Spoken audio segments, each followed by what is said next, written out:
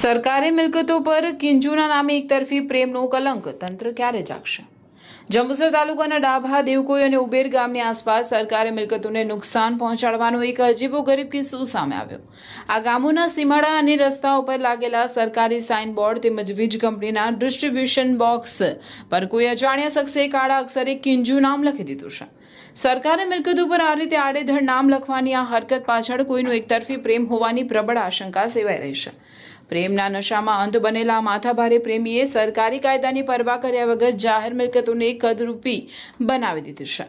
સ્થાનિકોમાં આક્રોશ અને ચર્ચા. ગામના બોર્ડ અને વીજળીના ડબ્બા પર વારંવાર એક જ નામ કિંજુ વંચાતા સ્થાનિક લોકોમાં ભારે કુતૂહલ અને આક્રોશ જોવા મળી રહ્યો છે. લોકો સવાલ ઉઠાવી રહ્યા છે કે આ આશિક કોણ છે જે સરકારી મિલકતો બગાડી રહ્યો છે?